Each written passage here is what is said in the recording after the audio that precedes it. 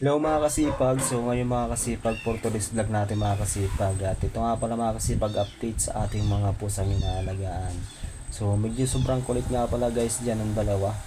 So gusto nila kagad kumain kasi gutom na sila guys. So kung mapapansin nyo guys, napakagala ng dalawa. So pinauna ko na sila guys kasi kanina pa talaga yan guys. Pagdating ko pa lang guys galing sa palengke, so ingay na ng ingay yung dalawang yan, kaya pinauna ko silang pakainin kasi total tanghali na rin naman. So ito pala guys si Motmot, so medyo okay na siya. So hindi siya kagaya nung nakaraang araw na halos hindi siya makatayo. So ngayon guys, unti-unti na guys nakaka-survive. So sana guys magpatuloy na yung paggaling niya. So medyo talaga sobrang nakukulitan talaga ako guys dito sa isa sa kulay orange na ito kasi gutom na gutom talaga, hindi mo maintindihan kung saan pupunta.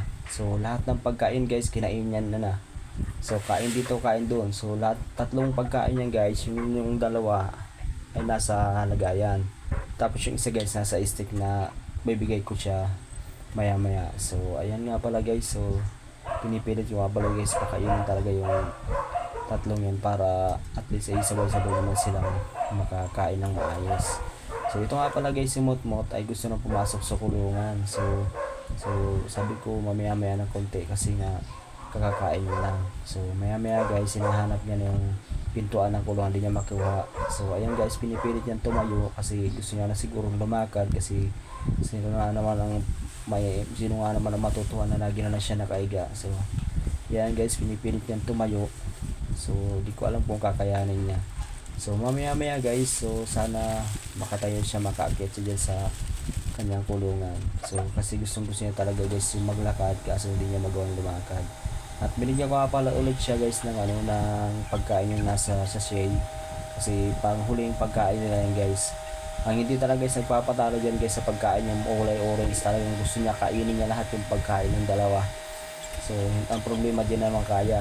Ito nga pala guys, susubukan kong makakyat kung makakakyat. So nakakyat nga pala siya guys yung pagdating dyan kasi hinayaan ko talaga siya guys na umakyat kasi gusto ko talagang makapaglakad siya ng kusa, yung talagang hindi inaalalayan para malaman natin kung kaya niya na ba. So nanghina siya dyan guys, so medyo bumitaw siya ng konti at nakaakyat naman siya guys, so kaya okay lang. So yung nga palang isa guys, yung kulay orange, ayan susunod na naman kasi gusto niyang habulin yung pagkain na nasa sachet. Yung gustong gusto niya yun guys, so kahit mabigyan ko siya guys, so hahabol at hahabol pa rin siya dyan guys. Napakakulit. So lahat ng pusa dyan guys, yan na talagang pinakamakulit yan, kuting na yan yung maliit. So yan guys yung ampon na panibago ampon natin na galing sa palengke. So talagang mabubuhay na talaga siya guys kasi hinahanap niya talaga pagkain, talagang hinahanap niya, hindi na yung nanay niya. So kung dati guys na bagong dating dito guys sobrang ingay, so nawala-wala na guys yung ingay, hindi na siya gaano nag-iingay kasi nga so nasanay na rin siya na may kasama siya.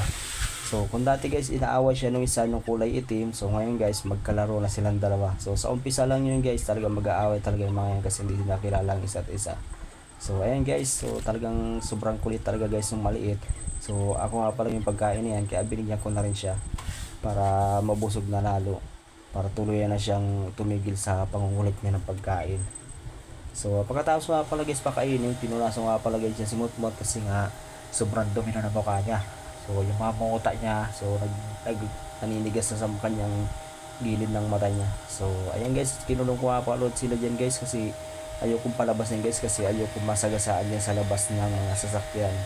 So kung ilang bis na kasi guys ang mga pusang nasasagasaan dyan guys sa daanan. So ayun mga kasipag, hanggang dito na lang mga kasipag ang ating YouTube channel vlog. So maraming salamat mga kasipag. So thank you very much guys, bye bye.